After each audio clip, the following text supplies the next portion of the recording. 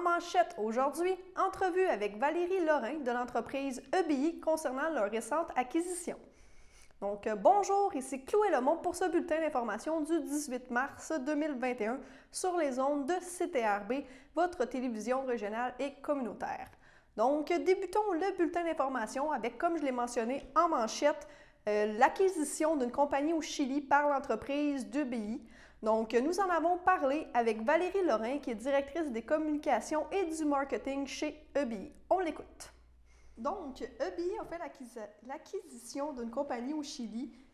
Pouvez-vous me dire ce que ça représente, cette acquisition-là pour l'entreprise? Oui, bien sûr. Dans le fond, je veux juste rappeler aux gens, EBI est déjà au Costa Rica depuis 1997. On a 4 sites d'enfouissement dans ce pays. Et donc, on voulait poursuivre depuis quelques années notre implication en Amérique du Sud. Donc, le Chili, c'était une belle façon pour nous de poursuivre nos activités. C'est un beau tremplin aussi pour développer nos activités dans ce secteur, donc au Chili, mais également ailleurs en Amérique du Sud. C'est vraiment une belle avancée. Puis, Costemar, la compagnie qu'on a acquise, c'est la 3e en importance dans le domaine de la gestion des déchets au Chili. Et il faut savoir aussi que c'est un pays qui est très bien structuré, qui a beaucoup d'affinités avec le Québec et le Canada. Il y a d'ailleurs plusieurs entreprises du secteur de l'énergie et des mines québécoises et canadiennes qui sont déjà au Chili. Donc, c'est vraiment un très beau tremplin pour nous et pour poursuivre nos activités. Parfait. Puis je suppose que pourquoi vous avez choisi cette compagnie-là, c'est parce que c'est le troisième, vous me dites la 3e compagnie qui est importante là-bas. Puis... Exactement, ils sont bien établis. Puis nous, avec eux, ça nous permet aussi d'exporter notre savoir-faire en matière de récupération et de valorisation des déchets dans ce pays-là. Donc, ça va nous permettre vraiment de développer, d'apporter notre expertise aussi là-bas. Il faut savoir que EBI, ça fait des années qu'on développe du gaz naturel renouvelable à partir de la valorisation des biogaz de nos sites d'enfouissement. Donc, on va pouvoir aussi développer ça, travailler ça là-bas. Donc, c'est vraiment une belle occasion pour nous. Oui, ça fait longtemps qu'on travaille dessus. OK, parfait. Puis concrètement, exemple, pour monsieur et madame tout le monde, ça signifie quoi cette acquisition-là? C'est une belle avancée pour EBI. Ça nous permet aussi de consolider notre mission. Parce que la mission d'EBI, c'est de participer activement à la protection de l'environnement, de par la récupération, le traitement, la valorisation des matières résiduelles, et aussi par le fait même, ça contribue à la protection de la santé publique. Donc, pour nous, ça vient juste consolider le tout, puis c'est une suite logique aussi dans nos activités. Pouvez-vous me parler de l'entreprise Cosmar? Oui, bien sûr. Alors, Costemar est situé à Vina del Mar, sur la côte pacifique du Chili. C'est une entreprise de 1900 employés. Donc, avec cette entreprise-là, oui, c'est quand même un gros chiffre. Et avec cette entreprise-là, EBI passe maintenant à 3000 employés au total. Donc, oui, on prend beaucoup d'ampleur, c'est beaucoup, comme vous dites. Et la compagnie, elle n'est pas uniquement spécialisée dans la collecte, de transport et des déchets.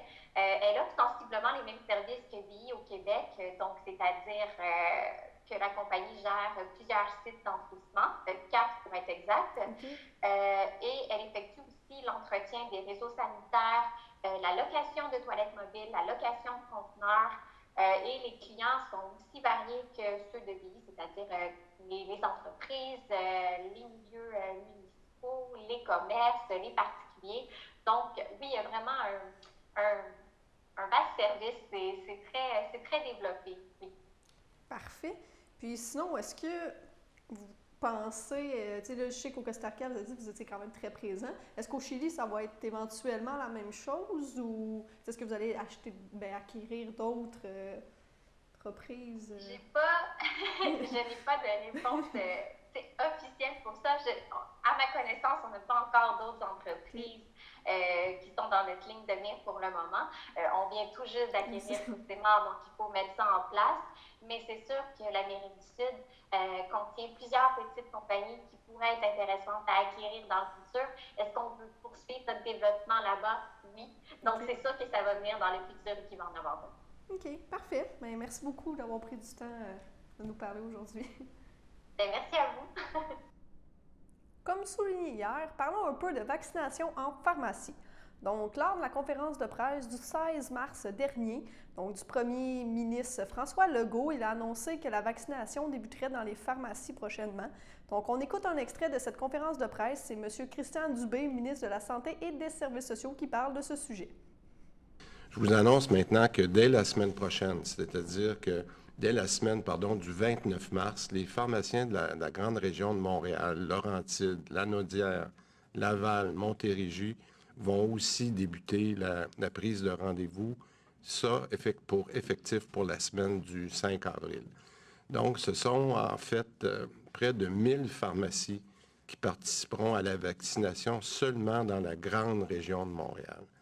Alors, cette contribution-là va être accentuée dès la mi-avril, parce qu'à la fin, comme je vous l'avais mentionné, c'est plus de 1500 d'entre elles, 1500 pharmacies qui vont être à l'œuvre sur l'ensemble du territoire québécois. Alors, vous pouvez imaginer que si la machine fonctionne bien déjà en ce moment, on n'a pas encore intégré le nombre de rendez-vous des pharmaciens. Alors, on se prépare vraiment à monter en puissance. Puis c'est pour ça que je tiens à remercier les pharmaciens et toutes les équipes qui travaillent beaucoup en ce moment à rendre l'expérience la plus agréable possible là, dans tous nos centres de vaccination, incluant les pharmacies. Survol des pharmacies du coin et présentement, elles disent toutes participer à cette campagne de vaccination. Donc, présentement, ils sont en préparation pour la gestion des rendez-vous. Donc, la vaccination pourrait s'effectuer à compter du 5 avril. Nous aurons plus de détails la semaine prochaine, alors que nous aurons une entrevue avec notamment M. Chartier, qui est pharmacien propriétaire du Jean Coutu Berthierville. Donc, passons maintenant à la première pause. Le samedi matin, dès 9h30, nos téléspectateurs sont invités au Super Bingo télévisé diffusé de nos studios de Berthierville. Depuis maintenant une vingtaine d'années, plusieurs adeptes de la télévision régionale se sont partagés un montant de 600 $ disponible chaque semaine lors de cette joute de bingo télévisé. Un animateur et 3 bénévoles se succèdent à la caméra dans le but de vous faire passer une petite heure agréable et payante le samedi matin.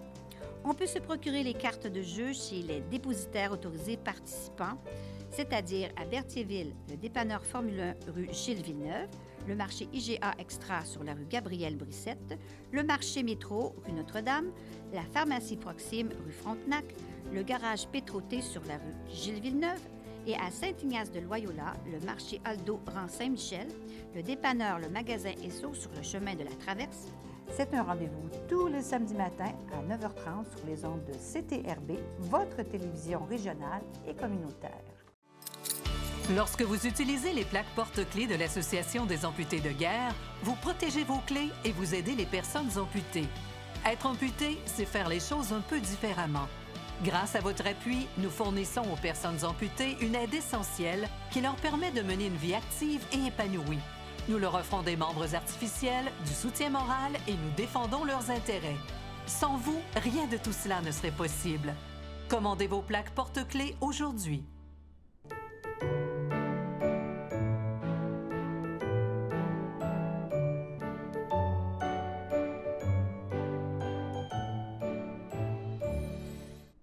Pour les anniversaires d'aujourd'hui, le 18 mars 2021, donc la FADOC de l'Île-du-Père souhaite un joyeux anniversaire à Lison Belle-Rose. Si c'est votre anniversaire aujourd'hui, bon anniversaire à vous de toute l'équipe de CTRB. Passons maintenant à une autre nouvelle concernant Saint-Ignace. Donc, il avait lieu l'Assemblée générale annuelle de l'Organisation des loisirs de Saint-Ignace. En fait, c'était le 16 mars. Donc, lors de cette assemblée, le comité a été choisi. On écoute un extrait de ce comité. Nous allons commencer pour les élections. On va commencer avec la présidence.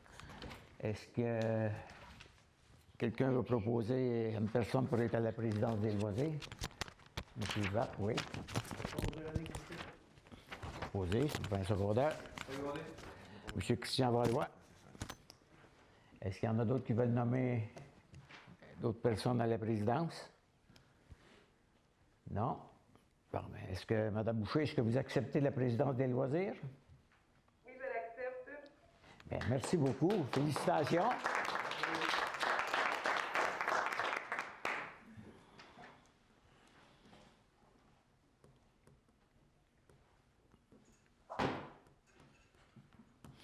Et on va aller à la vice-présidence. Ça me prendra quelqu'un pour proposer une personne à la vice-présidence pour les loisirs.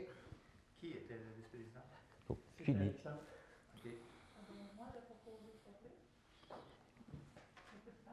OK. Parce que je n'ai pas compris. Je propose Pierre-Luc. OK. Pierre-Luc Gatin, ça me prend un secondaire. M. Daniel Valois. Est-ce qu'il y a quelqu'un qui veut proposer une autre personne à la vice-présidence? Alexandre Valois? M. Alexandre Valois. Oh, ça me prend un secondaire. Lisette. Jessica Coderre. Jessica Coderre. Pas une élection pour la première fois. Oui. Est-ce que monsieur. Attendez un peu, le premier, c'était. M. Pierre-Luc Gatin, est-ce que vous acceptez? Oui. Est-ce que M. Alexandre Valois accepte? Oui. Hein? Tu refuses? Ah. Donc, M. Pierre-Luc Gatin est tenu. Félicitations, M. Gatin. Merci. On va aller au poste de secrétaire. Ça me prendra quelqu'un pour proposer une personne pour être le secrétaire. Je propose Isabelle Latour. Madame Latour, ça me prend M. Ray Grégoire II. Est-ce qu'il y a d'autres personnes qui veulent proposer quelqu'un pour le secrétariat? Non. Est-ce que Mme Latour accepte? Oui, j'accepte. Bon, ben, félicitations. Ah.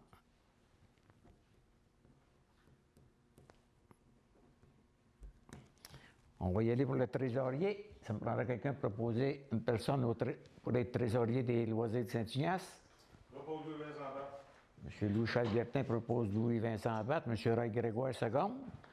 Est-ce qu'il y a quelqu'un qui veut proposer une autre personne au poste de secrétariat? Trésorier. Trésorier, excusez-moi, c'est vrai. Ben oui, on est rendu au trésorier. Trésorier? Non? Est-ce que M. Vincent Abat accepte? Oui. Félicitations.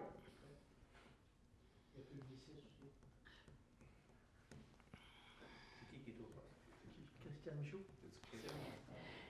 Nous voici, on est rendu au publiciste. Ça me prendrait quelqu'un pour proposer quelqu'un pour faire la publicité pour les loisirs. M. Christian Valois, vous proposez? Christian Michaud. M. Michaud, ça me prendrait un secondaire. M. Gilles Courchaine. Est-ce qu'il y a d'autres personnes qui veulent nommer une autre pour être le publiciste des loisirs? Non.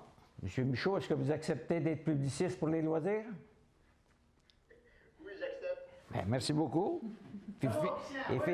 Félicitations. On va faire des déclarations aussi, là. Je fais pas juste la publicité. Il reste les postes de directeur et les postes de directeur sont ouverts à tout le monde. Même s'il y en a qui ne sont pas présents, s'ils veulent être directeurs des loisirs, vous avez qu'à communiquer avec qui sont dans l'organisation des loisirs, puis je suis sûr qu'ils vont se faire un plaisir de vous accepter dans l'organisation. Mais pour ici, ce soir, est-ce qu'il y en a qui veulent nommer des directeurs? M. Guertin. Je propose M. Ghislain Fafard. M. Ghislain Fafard. Secondé par Louis-Vincent Abat. Est-ce qu'il y en a d'autres qui veulent nommer d'autres personnes?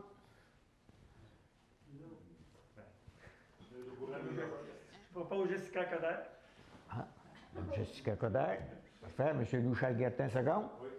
Est-ce qu'il y a d'autres personnes qui veulent en nommer? Oui. Je propose Alexandre Valois. Alexandre Valois. M. Christian Valois, ça me prend un secondaire. M. Ray Grégoire. Oui. Est-ce que vous voulez en nommer d'autres? Peut-être qu'il y en a qui ne sont pas ici et qu'on ne sait pas. C'est aucune idée. Hein? Que non, bon, ben, on va y aller. Est-ce que Mme Coderre accepte? En quoi consiste... Directeur. C'est l'organisation des loisirs, j'imagine, quand tu organises des choses pour les aider à organiser, surtout quand votre disponibilité dans le fond. Ça. Tu fais partie du comité, vous êtes décisionnel avec eux autres. En bas de ça, il y en a-t-il? Non, il n'y en a pas. OK, j'accepte. OK. M. Alexandre Valois, est-ce que vous acceptez? M. Fafard, est-ce que vous acceptez? Oui. Bien, félicitations à vous trois. J'aime bien la fusil. Mentionnons également que Saint-Ignace a finalement annoncé la tenue de son camp de jour pour cet été. Passons aux nouvelles du côté de Berthierville. Marie Gauvreau-Leblanc, qui est directrice des loisirs et agente aux communications à la ville de Berthierville, nous parle de la consultation publique, qu'est-ce qui est important pour votre famille et du camp de jour. On l'écoute. En fait, la consultation publique, ça s'inscrit dans une démarche pour faire une politique familiale à la ville de Berthierville. Donc, il y a un comité qui se réunit. Là, c'est pas simple en période de COVID, mais on se réunit virtuellement. L'objectif, c'est ultérieurement d'accoucher d'un plan d'action pour les familles à Berthierville. Donc, l'étape de la consultation publique, on est presque à mi-chemin là, dans le projet. Alors, l'objectif, c'est vraiment d'avoir des réponses des citoyens pour savoir qu'est-ce qui vous intéresse, qu'est-ce qui se passe, qu'est-ce qui facilite votre quotidien, votre qualité de vie, qu'est-ce qu'on peut améliorer. Donc, on a fait 2 versions du questionnaire. Donc, vraiment un questionnaire qui s'adresse plus aux adultes et puis un pour les jeunes, pour 10-17 ans, qui est un petit peu moins long, puis qui est plus ciblé des questions puis des sujets qui peuvent intéresser les jeunes. Donc, on a la chance d'avoir des enseignants sur notre comité de pilotage. Donc, ces questionnaires-là ont été passés en version papier à l'école primaire pour les 5e et 6e années, et puis en version électronique sur le portail pour les jeunes à Pierre-de-l'Estage. Parfait, merci. Puis, là, il y a aussi le camp de jour qui va avoir lieu, donc en suivant les règles de la santé publique. Peux-tu m'en parler un peu? Oui, certainement. Donc, je suis vraiment, vraiment heureuse là, de pouvoir annoncer comme quoi le camp de jour 2021 va avoir lieu à Berthierville pour cet été, avec un service de garde. L'année passée, on avait pu le faire, mais on était restreint, puis on avait su les derniers détails au niveau des consignes de la santé publique tard pour l'organisation d'un camp.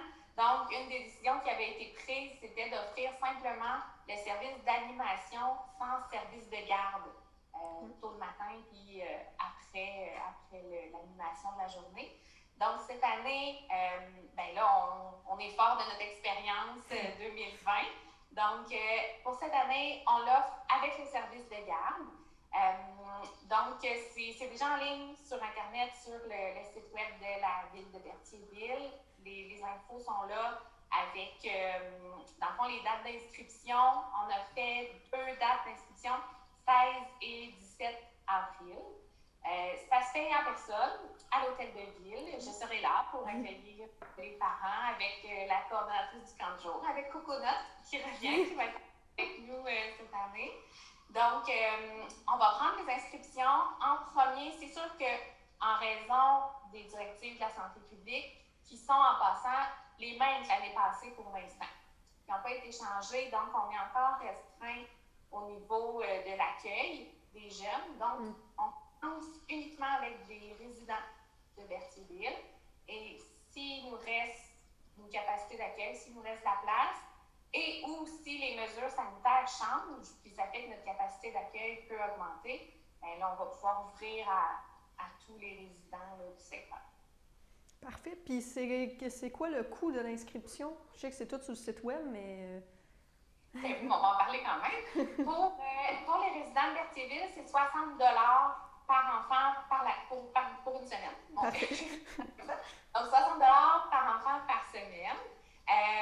Donc, le camp de jour est sur 7 semaines d'activité.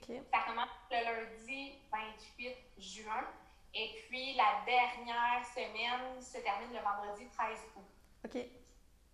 On couvre vraiment la majeure partie de l'été. Qu'est-ce que je peux vous dire d'autre?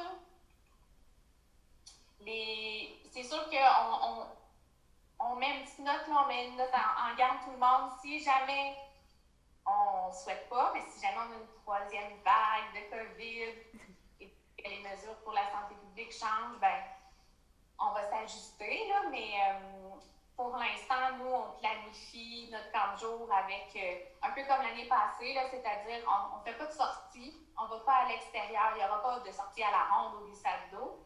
C'est plutôt les activités spéciales qui viennent à nous. Okay. Donc, les activités sont déjà sélectionnées.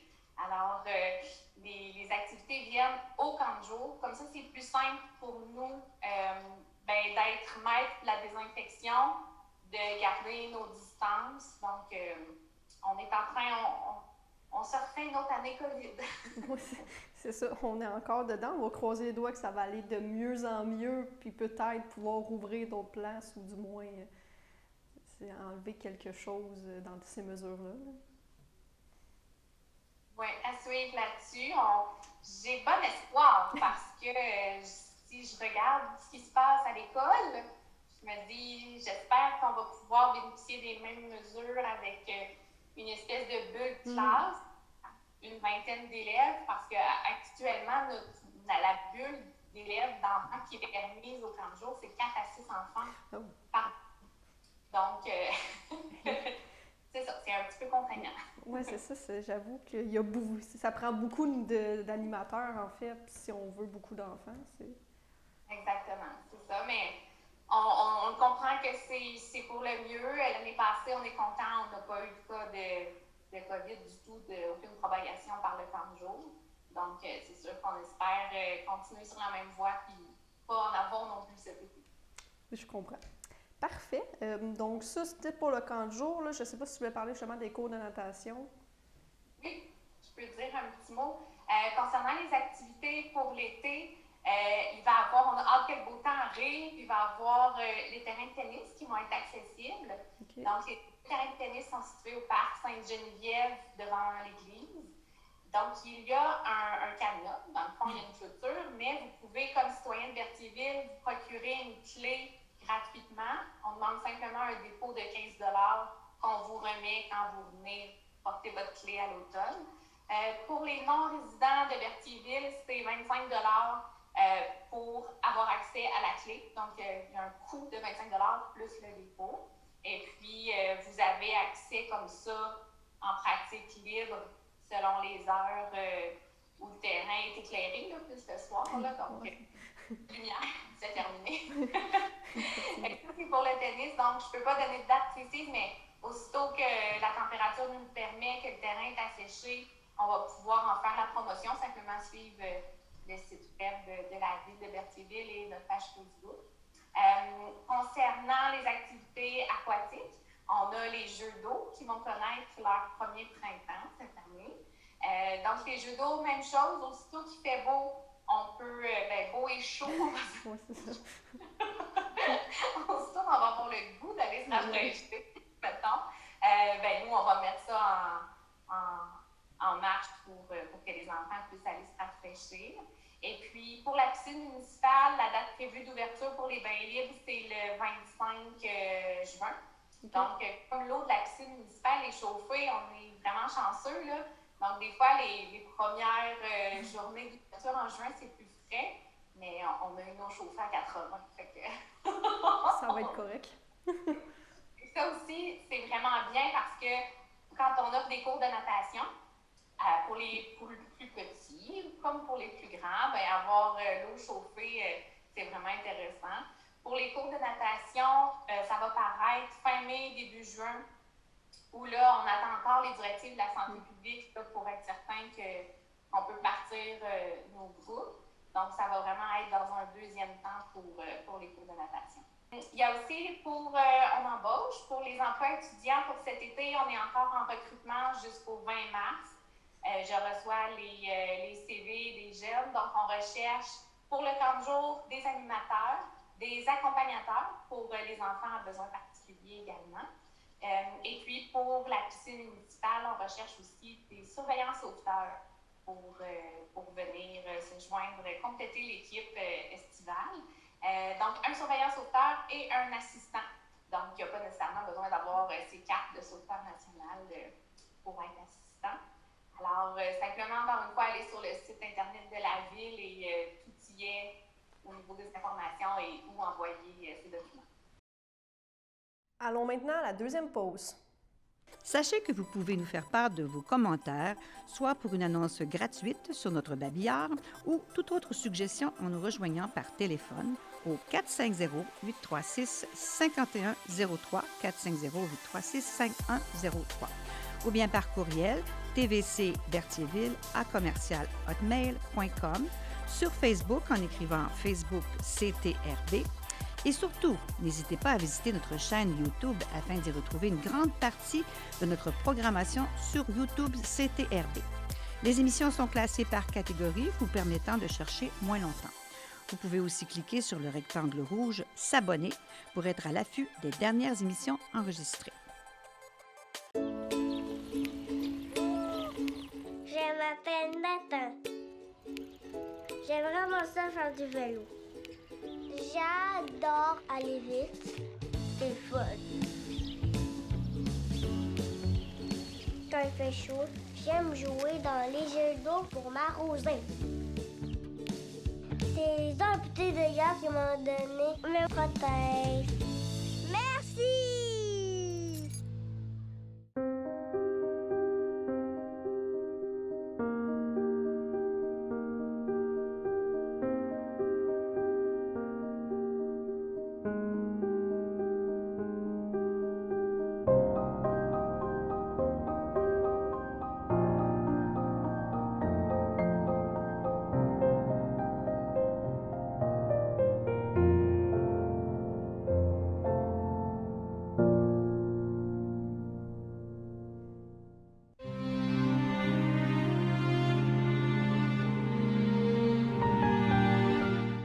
Au CHSLD, le château de Berthier, le 12 mars 2021, à l'âge de 92 ans, est décédée Madame Thérèse Lamarche, épouse de Jean Desroches, demeurant à Sainte-Geneviève de Berthier.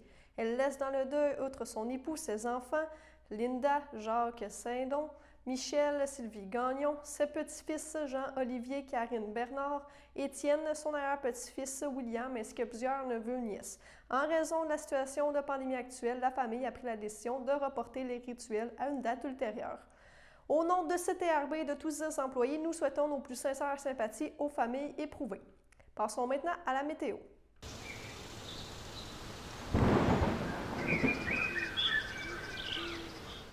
Donc, pour la météo, en fait, nous retrouvons des températures froides. Donc, cette nuit, on va retrouver un moins 21 température ressentie et moins 13 avec un ciel généralement dégagé. Demain, c'est une journée ensoleillée, une journée, un matin plutôt frisqué avec moins 21. Et vendredi après-midi, une température ressentie de moins 3, température de 0. Donc, merci, c'est complet pour votre bulletin d'information. Alors, bonne fin de journée, on se retrouve demain.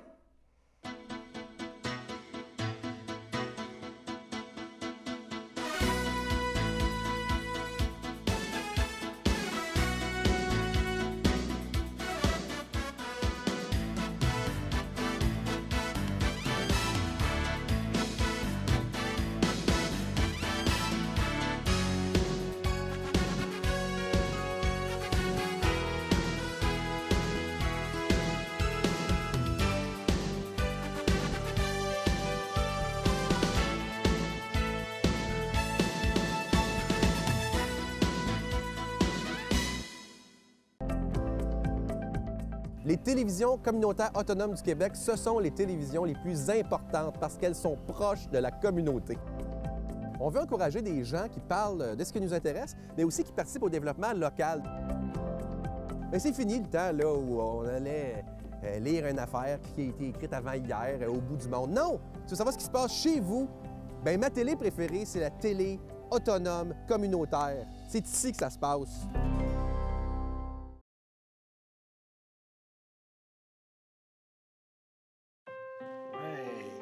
Valérie, c'est une petite fille enjouée, qui aime être avec les autres, elle est chaleureuse, elle aime beaucoup apprendre. Une vache, c'est quoi en anglais?